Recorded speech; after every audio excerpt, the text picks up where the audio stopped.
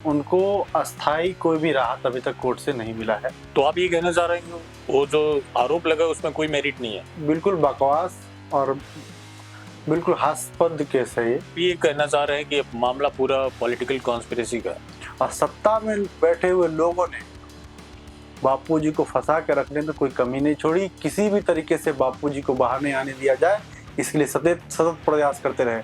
अदालतें हैं भारतवर्ष में जी, वो राजनीतिक प्रभाव में काम कर रही है। तो आपको नहीं लग रहा ऐसा कोई मैं नहीं कह रहा हूँ, ये दिख रहा है, स्पष्ट दिख रहा है। जो मर्जी चाह रहे सरकार करवा ले रहा है। देखिए, अदालत के बारे में ये परसेप्शन है कि वहाँ पे मेरिट के आधार पे जजमेंट होता है। आश्रम उखड़े या ना उखड़े, आश्रम उखाड़ नहीं पाएंगे, ये सरकार से जरूर उखड़ जाएंगे। इस बात के लिए इनके मन में बैठ जाना चाहिए इस बात को। नमस्कार, मैं विशाल, आपको एक बार फिर से स्वागत है। आप आसाराम बापू केस के बारे में जानते हैं, जैसा कि अब वो एक पहेली बन चुका है जिसमें जो समर्थक वर्ग है वो मानता है कि उनको जब जबरन फंसाया गया है, तो एक दूसरा वर्ग है जो ये मानता है कि वो उस आरोप में लिप्त रहे जिसका उनके ऊपर मामला चल रहा है। उनके लिए आवाज उठाने वाले जो कि अलग अलग मंचों से अपनी आवाज बुलंद करते हैं वो है बम बम ठाकुर। तो हम बम बम ठाकुर जी का स्वागत करेंगे। बहुत स्वागत है आपका। धन्यवाद विशाल जी। बम बम जी, क्या चल रहा है इस पूरे मामले में? अभी फिलहाल बापूजी मेडिकल बेल पे हैं और ये सब आप लोग भी जानते हैं, और पिछले 4-5 महीने से वो इलाज के लिए बाहर हैं। लेकिन उनको अस्थायी कोई भी राहत अभी तक कोर्ट से नहीं मिला है। अभी भी वो बाहर 2 महीने के बाद में, 3 महीने के बाद में उनको कोर्ट जाना पड़ता है और फिर से आगे इलाज के लिए अवधि बढ़ाना पड़ता है। जबकि उनके जो शारीरिक अवस्था है, 87 साल उनका उम्र है, हृदय में 3-3 ब्लॉकेज है और आंतों में जो है छाले हो जाते हैं, उससे रक्त का रिसाव चालू हो जाता है, इसलिए हीमोग्लोबिन स्टेबल नहीं रहता है। तो कुल मिला के बापूजी जो है पूर्ण रूप से गंभीर बीमारियों से ग्रसित हो गए उनका शरीर, और चलने-फिरने में भी बापूजी को अब परेशानी है। ऐसे में उनको अब रेगुलर बेल मिल जाना चाहिए, अस्थायी बेल मिल जाना चाहिए, ताकि वो अब जो है उनको जेल नहीं जाना पड़े। पहली बात तो ये है। दूसरी बात ये है कि बापूजी के जो लीगल टीम है, वो लोगों को भी अब इस तरीके का प्रयास करना चाहिए कि मेडिकल ग्राउंड पे बात तो हो रहा है, मेडिकल ग्राउंड पे भी वो अस्थायी बेल की मांग करे। मेडिकल ग्राउंड के साथ-साथ वो मेरिट पे भी बात करे और बापूजी को अब सब माने सदैव के लिए बाहर ले आए कि अब बापूजी को फिर से जेल में जो यातना सहना पड़ा सहने के लिए जेल नहीं जाना पड़े, क्योंकि उसी जेल के यातना के कारण बापूजी की स्थिति आज ऐसा है कि अ, कई बीमारी उँगली पे गिन नहीं सकते, इतनी बीमारियों से ग्रसित हो गए हैं और गंभीर रूप से बीमार हैं। ऐसे में उनको फिर से जेल भेजना मौत को निमंत्रण देने जैसा होगा। तो आप ये बताएं कि जिस मामले की बात आप कर रहे हैं, जी। तो आप ये कहना चाह रहे हैं कि वो जो आरोप लगा उसमें कोई मेरिट नहीं है? नहीं, क्यों नहीं मेरिट है? बिल्कुल बकवास और बिल्कुल हास्यास्पद केस है ये। इससे झूठा और इससे वाहियात केस कोई हमने देखा नहीं। हमको तो लग रहा है कि उस केस में बापूजी को 1 दिन की जेल में नहीं होनी चाहिए थी। लेकिन जो बेशर्म लोग हैं, जो सत्ता में बैठे हुए लोग हैं, जो उनके लीगल में कुछ दिन तक काम करते रहे, अभी तक लास्ट थोड़े दिन तक काम करते रहे, और जो बेशर्म लोग हैं, वो लोग ने कोर्ट में सही से पक्ष नहीं रखा और सत्ता में बैठे हुए लोगों ने बापूजी को फंसा के रखने में कोई कमी नहीं छोड़ी। किसी भी तरीके से बापूजी को बाहर नहीं आने दिया जाए, इसके लिए सतत प्रयास करते रहे। आप लोगों ने प्रदीप सिंह जडेजा का बयान सुना होगा। गृह मंत्रालय में, गुजरात के गृह मंत्रालय में सीना ठोक के कहता है कि आसाराम बापू और नारायण साईं को हमारे राज्य की प्रबल इच्छा शक्ति के कारण बाहर नहीं आने दे रहे हैं।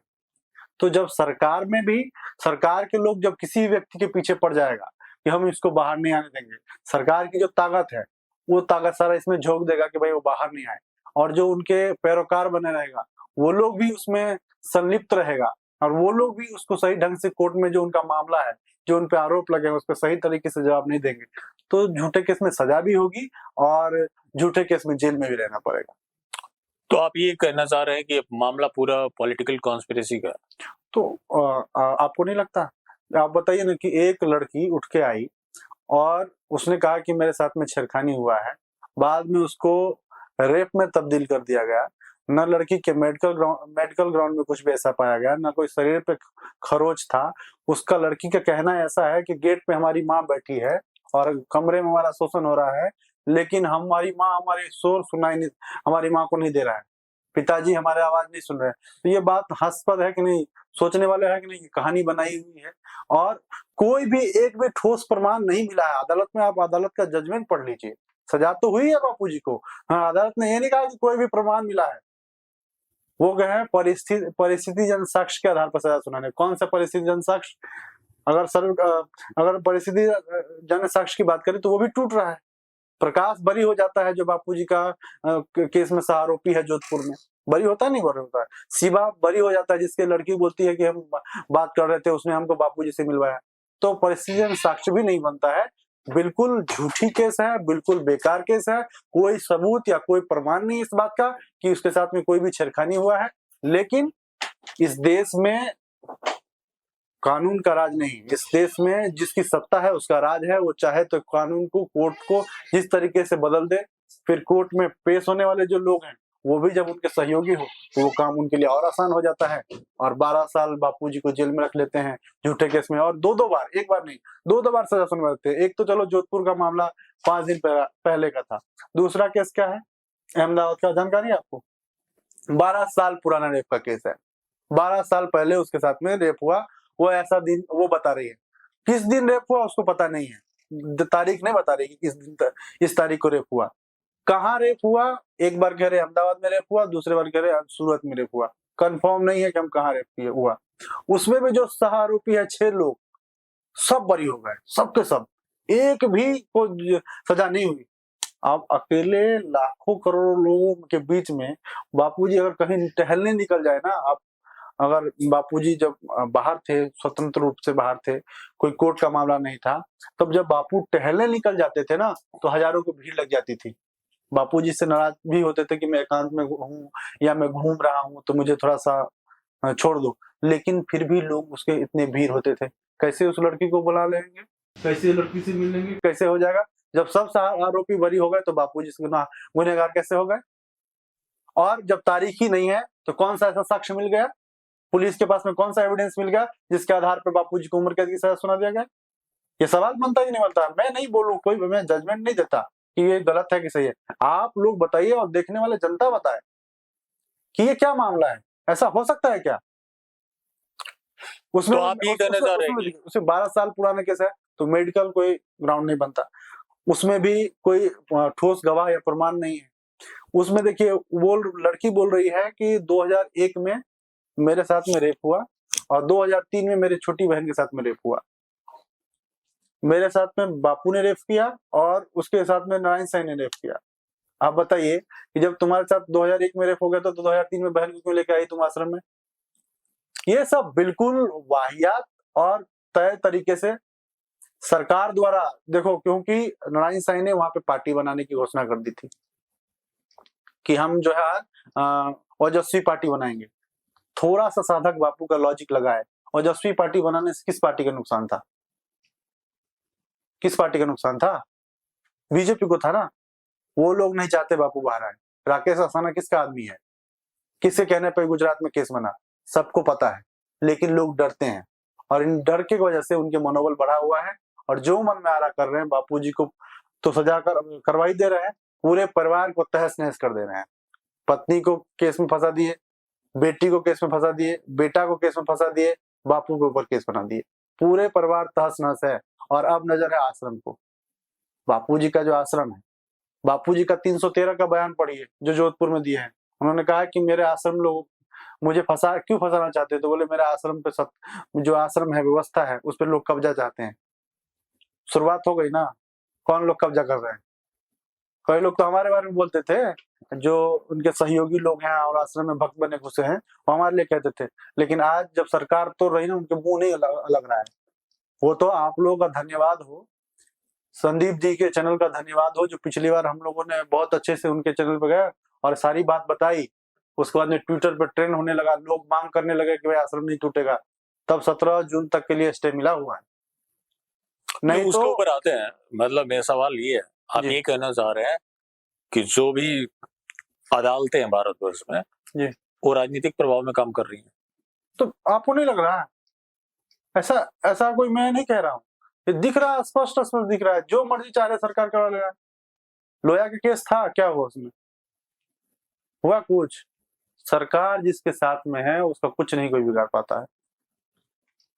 तो आप ये कहना चाह रहे हैं कि सरकार उनको फंसाई हुई है, सिर्फ सरकार ही इसमें फैक्टर है, कुछ और भी है? नहीं नहीं, सरकार है उसमें, हमारे यहाँ के गद्दार है, दोनों मिलकर है।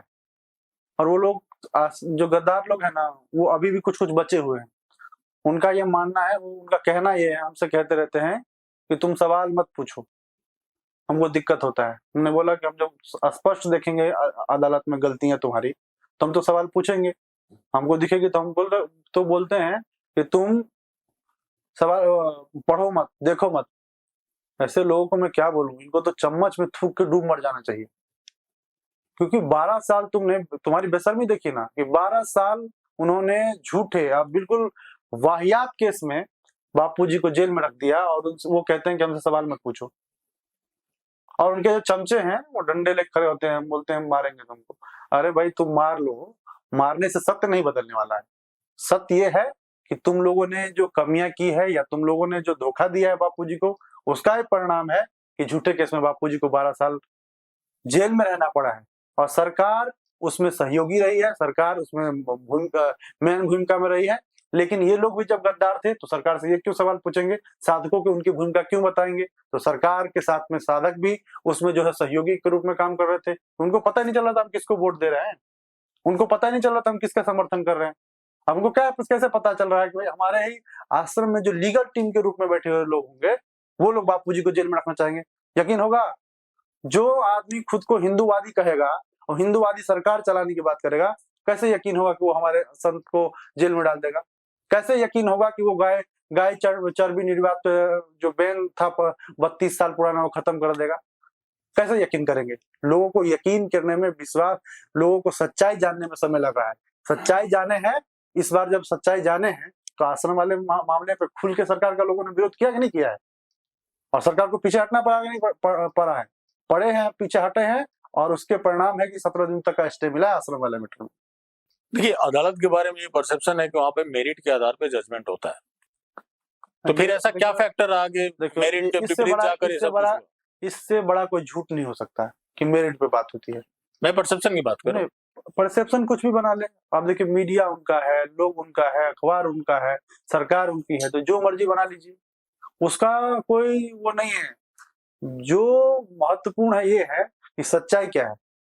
सच्चाई सब लोग जानते हैं कि जो सरकार में सत्ता में लोग हैं, उनके दबाव में सरकार जो है कोर्ट काम कर रही है।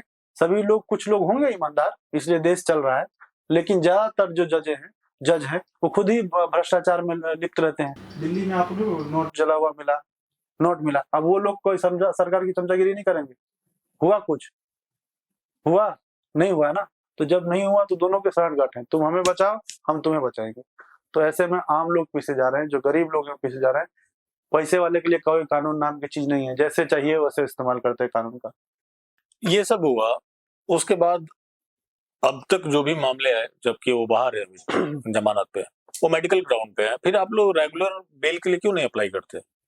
वो हम कैसे कर सकते हैं? हमने अभी तो बोला, आपके चैनल के माध्यम से मैंने आपसे सबसे पहले ही कहा कि जो लोग उनके पैरोकारी देख रहे हैं, और अच्छे लोग अगर जो आए हैं टीम में, जिनकी वजह से 2 बार बापूजी को जमानत मिली है, उन लोगों को चाहिए कि अब अस्थायी बेल के लिए प्रयास करें और उनको अस्थायी बेल दिलवाए। और इतना ही नहीं, आप और भी है, अगले महीने से, जुलाई से कोर्ट ने कहा है कि हम अपील सुनेंगे। तो अपील में अच्छे ढंग से बापू का पक्ष रखे और बापूजी को बरी करा दे। बापू निर्दोष हो गया। मतलब आप ये बोल रहे हैं कि जो ये जोधपुर वाला केस था उसकी फास्ट ट्रैक में सुनवाई होगी, मतलब डे टू डे हियरिंग होगी? हाँ, डे टू डे हियरिंग होगी, उसमें सुनवाई होगी।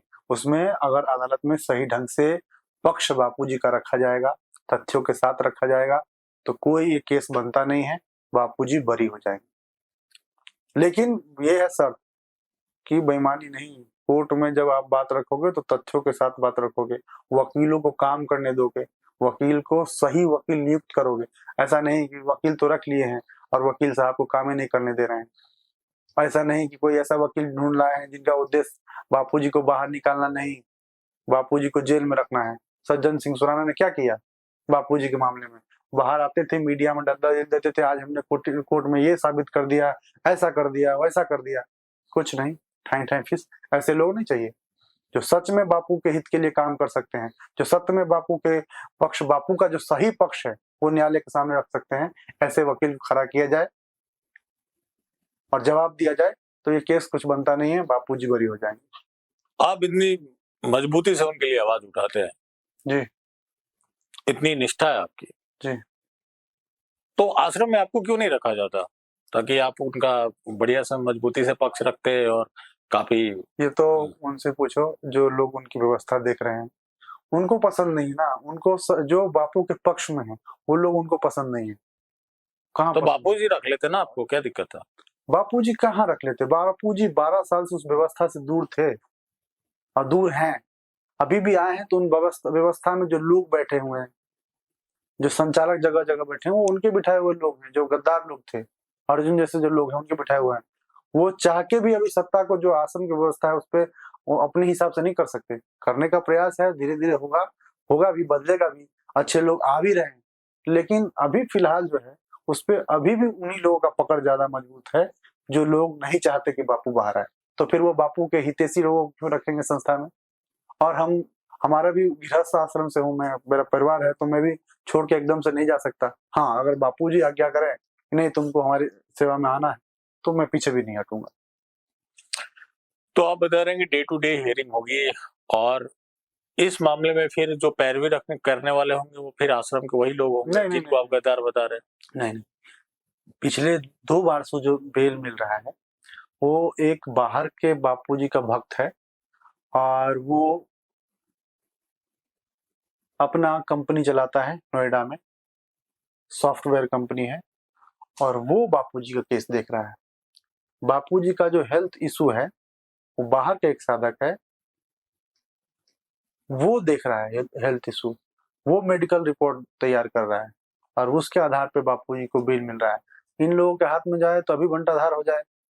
आपको पेरोल के जो जमानत की अवधि हो पूरा नहीं हो उससे पहले बापूजी को जेल भिजवा देंगे ये लोग। इनको दिक्कत हो रही है ना, बापूजी लोगों से मिल रहे हैं, अगर 2-5 लोग आ रहे हैं उनसे मुलाकात हो जाएगी, या बापूजी किसी से अपनी बात कह ना दे कि हम लोग गद्दार हैं, उस बात के लिए उनको डर है। तो वो नहीं चाहते कभी बापूजी बाहर आए या बाहर रहे, उनको दिक्कत है। लेकिन मजबूरी है, अब कोई बाहर का आदमी आ गया है, उसने बेल दिलवा दिया है और बापूजी भी मजबूती से अपना जो है, जो भी शर्त है कोर्ट का वो पालन कर रहे हैं, तो बाहर है। तो उनको जो हेल्थ ग्राउंड पे जमानत मिली वो 30 जून को समाप्त हो रही है उसकी अवधि। जी, तो उसके लिए तो मैंने कहा ही पहले ही कि उसके लिए हमारे जो लीगल टीम है, अब जो लीगल टीम है जो सच में बापूजी के हित में काम करना चाहती है, उनकी जिम्मेदारी बनती है कि अब कोर्ट में फिर से जाए और वो जो अवधि है उसको बढ़ाए कि बापूजी और 3 महीने 6 महीने, या मैं तो रेगुलर की बात कर रहा हूँ कि रेगुलर बेल पे बापूजी अब बाहर है, बापूजी को जेल नहीं जाना पड़े। और तब तक में अपील शुरू हो रहा है, तो अपील में इस ढंग से बापूजी का पक्ष रखा जाए न्यायालय के सामने कि बापूजी बरी हो जाए। और केस तो कुछ बनता है नहीं, जो कोई बहुत बड़ा बात है नहीं है। अगर उन लोगों से नहीं हो पा रहा है तो हमसे संपर्क करें। हमारे संपर्क में ऐसे लोग हैं, ऐसे वकील हैं जो कह रहे हैं कि हम दावे के साथ में, कोई फीस नहीं मांग रहे, बापूजी के भक्त हैं, फीस नहीं मांग रहे, बोल रहे हैं हम फ्री में करेंगे और बापूजी को बाहर लाके दिखाएंगे। तो 17 जून तक का स्टे मिला हुआ है आपको आश्रम के लिए? जी, और 30 जून तक के बापूजी की जमानत। हाँ, और 18 जुलाई से होगी सुनवाई। सुनवाई। तो सबसे पहला तो मामला आता है 17 जून वाला। जी, 17 जून के लिए क्या तैयारी है? जो कोर्ट से स्टे मिला है उसके बाद क्या? देखिए, जब जनता जागती है ना तो सरकार भी झुकती है और सब पे दबाव बनता है। ये सरकार की बदनीयती है कि वो जो 50 वर्षों से अधिक समय से आश्रम चल रहा है, जहाँ बाल संस्कार केंद्र चल रहे हैं, जहाँ पे गुरुकुल चल रहा है, जहाँ पे गौशाला चल रहा है, जहाँ पे वट वृक्ष है जिसमें हजारों लाखों लोगों का भावना जुड़ा हुआ है, और हिंदूवादी सरकार है उस आश्रम को तोड़ देना चाहता है। तो अब जो है ये बात आप लोगों के चैनल के माध्यम से धीरे धीरे जनता में पहुंचना शुरू हो गया, जिसके वोट लेकर ना सत्ता की मलाई चाट रहे बीजेपी वाले। अब अगर उनमें समझ होगी, बुद्धि होगी ना, तो जिस डाल पे वो बैठे हैं उसको अगर वो काट के चाहेंगे हम सुरक्षित रह जाएंगे, ऐसा होता नहीं है। जनता जागी है, उखाड़ फेंकेगी। आश्रम उखड़े या ना उखड़े, आश्रम उखाड़ नहीं पाएंगे, ये सरकार से जरूर उखड़ जाएंगे। इस बात के लिए इनके मन में बैठ जाना चाहिए इस बात को कि जनता जागी है। जिस तरीके से पिछले बार ट्विटर पे बापूजी के भक्तों ने या समाज के जो हिंदू लोग हैं उन्होंने आश्रम बचाने की मांग की, उसी तरीके से बापू के रिहाई के लिए, बापू के केस के लिए और इस सभी प्रकरणों के लिए अगर एकजुटता से दिखाए तो सरकार को झुकना पड़ेगा, और नहीं झुकेगी तो सरकार को उखाड़ फेंकना पड़ेगा, और उखाड़ देंगे साधक। तो ये मामला है आपका 17 जून का, जो कि अभी उसके ऊपर अब आगे क्या होगा। फिर आता है 30 जून जी, जो आप बता रहे हैं उनको मेडिकल ग्राउंड पे। तो एक बार उनको मतलब मेडिकल ग्राउंड के हिसाब से उनको जेल नहीं जाना चाहिए। और नहीं, मैं बता रहा हूँ उसका एक्सटेंशन था जी अभी इस बार जी, तो फिर आप लोग एक्सटेंशन के लिए ट्राई करेंगे? जाना चाहिए। हम तो बोल रहे रेगुलर बेल के लिए जाना चाहिए, रेगुलर बेल नहीं मिल रहा है तो एक्सटेंशन के लिए तो जाना ही चाहिए, और उनको जेल नहीं जाना चाहिए क्योंकि उनकी शारीरिक अवस्था ऐसी नहीं है। न्यायालय को भी समझ आना चाहिए और ये लोग सही तरीके से न्यायालय के सामने अपना पक्ष रखें, और सरकार में जो लोग बैठे हैं उनको भी समझ में आना चाहिए कि अब बापूजी का शारीरिक अवस्था ऐसे नहीं है तो एक दिन भी जेल में रह सके। उनको मारने का काम मत करो, उनको बाहर रहने दो, अब वो अपना इलाज ले रहे हैं और अपने उनको स्वस्थ रहने दो। फिर 18 जुलाई की जिसकी बात आप कर रहे थे कि डे टू डे हियरिंग होगी, तो उसके लिए भी आप लोगों ने पूरी तैयारी कर ली है या फिर हम लोगों पे बात बोल रहे हैं? हम नहीं है लीगल टीम, हम तो एक बापूजी के में श्रद्धा रखने वाले। जब आप साधक आप उनका पक्ष रख रहे हैं तो फिर तो आपकी बात होगी ना। नहीं तो हम आपके चैनल से वही तो मांग कर रहे हैं कि जो लोग उनका पक्ष न्यायालय में रख रहे हैं उनसे निवेदन है हमारा कि वो न्यायालय में सही ढंग से पक्ष रखें। अगर उनके पास में लीगल की तैयारी नहीं है तो हम जैसे लोगों से संपर्क करें, क्योंकि हम लोगों ने भी 10-12 साल दिया है इस केस में। सब घर द्वार सब काम धंधा छोड़ के इसी में 24 घंटे लगे रहे हैं, तो हम लोगों से जानकारी ले। हम लोगों के संपर्क में भी ऐसे अच्छे वकील, अच्छे लीगल के जानकार लोग हैं जो इसमें उनका मदद कर सके, और सभी की मदद से एक अच्छा सकारात्मक प्रयास किया जाए ताकि बापूजी इस बार जो है हाई कोर्ट से बरी होकर बाहर आ जाए। और जो लोग उसमें डिस्टर्ब पैदा करे या समस्या खड़ा करे, उन लोगों को चिन्हित करके जो लीगल टीम में सच में अब अच्छे लोग आए हैं उनको पब्लिक में बताना पड़ेगा ताकि वो लोग कोई भी विघ्न पैदा न कर सके उन बापूजी को बरी होने में। क्योंकि पहले भी बापूजी के जो उस घटना वाली रात की बता रही है, जो जोधपुर में घटना बता रही है लड़की, उस रात की वीडियोग्राफी है इन लोगों के पास, जिससे ये तुरंत साबित हो जाएगा एक दिन में कि बापूजी निर्दोष हैं। वीडियो नहीं दे रहे हैं वो लोग। किसके पास वीडियो है? जो उस रात में वहां थे, वहां पे मौजूद थे जो लोग, और जो बापू के पैरोकार बन के घूम रहे हैं लोग, बन रहे थे अर्जुन जैसे लोग, उन लोगों के पास होगा वीडियो। तो हुई है ना उस रात को, कहीं भी सत्संग करते तो वीडियो होता है, वो प्रमाण है कि बापू निर्दोष है। नहीं दिया अदालत को तो फिर आप लोग क्यों नहीं दबाव बना रहे हैं कि हम दबाव बना क्या करें? अब सुनिए ना, हम लोग दबाव बना रहे हैं, लगातार बोल रहे हैं, लेकिन क्या हो रहा है? बाकी के जो साधक है, जो ज्यादातर साधक है, उसमें उनको समझ ही नहीं विकसित हो रही है इतने सालों से। पता नहीं क्या सत्संग सुने, क्या भजन सुने, क्या ध्यान भजन किए, कोई विवेक नाम की चीज ही नहीं है। हम लोग बात कर रहे हैं कि भैया उनका जो सबूत है, जो प्रमाण है, जिसके आधार पर वो बड़ी हो सकते हैं, वो अदालत के सामने रखो। तो उनको जो गैंग है, वो गैंग समझा दे रहे हैं कि वो गद्दार है, तो हमारे खिलाफ ही लाठी लेके खड़े हो जाते हैं। उनको बेचारे को पता है, समझ ही नहीं है, और जो नासमझ लोग हैं वही लोग के कारण बापूजी को जेल में रहना पड़ रहा है।